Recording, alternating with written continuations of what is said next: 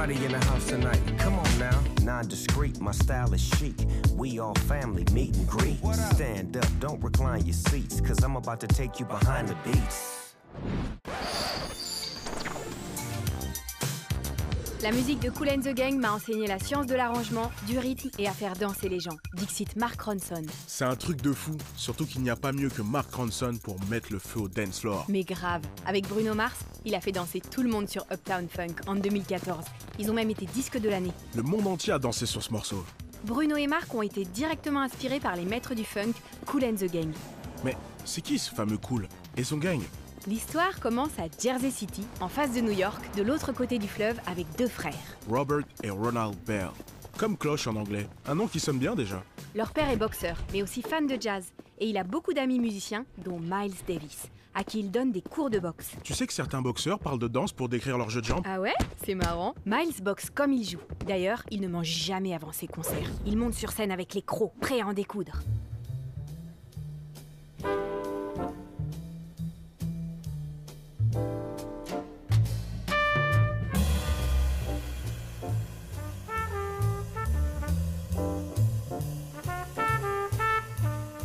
Miles est l'un des plus grands trompettistes de tous les temps. Il a révolutionné le son du jazz, et pas qu'une fois. Comme en 1959, quand il enregistre Kind of Blue avec John Coltrane au sax. Un chef-d'œuvre absolu. Kind of Blue est un disque à la fois accessible, extrêmement complexe et novateur, avec So What, mon morceau de jazz préféré de tous les temps. Miles et Coltrane placent la barre super haut pour les générations à venir. Et c'est la musique qui berce l'enfance des frères Bell. Pas mal de faire ses gammes avec Miles. Allez frérot, viens te battre! Mais Ronald n'est pas très branché boxe. Pour lui, il n'y a que le jazz qui compte. Lui, c'est l'intello. Alors que Robert, le rebelle, est plutôt bagarreur. C'est rien de le dire. Quand ils étaient enfants, ils vivaient dans la misère. Leur lit, c'était simplement une planche posée sur deux bassines. Pour Robert, se battre, c'est une question de survie. Il devient le chef d'un gang qui s'appelle les Hayes. Alors que Ronald préfère rester à la maison pour travailler son sax, comme John Coltrane, son idole. Leur mère leur dit toujours que c'est en restant soudés qu'on s'en sort. Finalement, la curiosité prend le dessus et Robert se décide à rejoindre le groupe que Ronald a monté avec des copains. Et à ton avis, le surnom de Robert, c'était ? Cool ? Dis-moi que c'est cool. C'est forcément cool. Bingo ! Et ils ont tous une passion commune, le jazz. Alors ils se font appeler les Jazziacs. Ouais, pas facile à dire.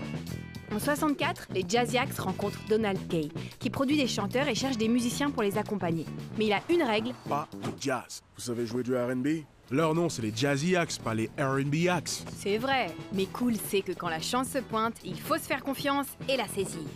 Bien sûr, on sait jouer tous les styles. À 15 ans à peine, Kool et sa bande tournent avec le spectacle Soul Town Review, où ils reprennent les morceaux de l'usine à tubes R&B. La Motown. C'est peut-être pas du jazz comme ils en rêvaient, mais bon, à 15 ans, c'est déjà la classe. La Motown, c'est le cœur de la soul de Détroit. Un son qui combine la force mélodique et les grosses rythmiques de rhythm and blues à des voix inspirées du gospel. Alléluia. Les Marvelettes, Stevie Wonder, les Supremes. Et bien sûr, Marvin Gaye et Tammy Terrell, le duo de légendes qui chantent Ain't No Mountain High Enough.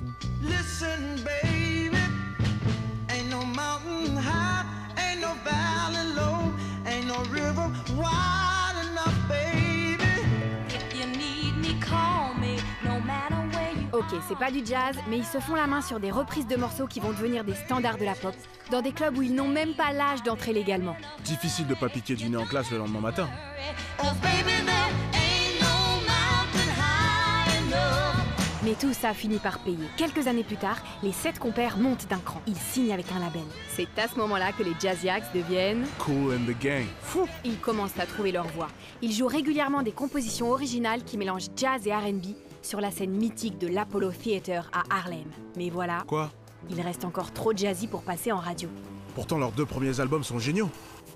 Mais le 3e fait un flop. Leur producteur leur met la pression. On est là pour faire du business. Il faut que vous fassiez un tube. Quoi ? Qu'on fasse une reprise ? À leur début, ils jouaient déjà les morceaux des autres.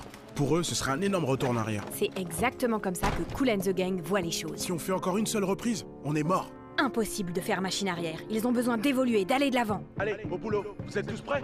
Get down, get down, get down, get down, get down, get down.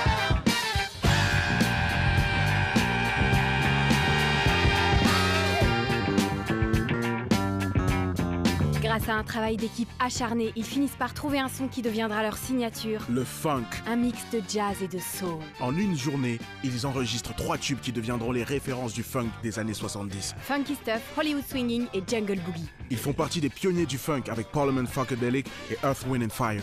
Et comme le disait l'immense James Brown, il y a 2 groupes de funk au monde, moi et Kool and the Gang. Le funk ouvre la voie à la dance music moderne et influencera le disco, la musique électro et le hip-hop.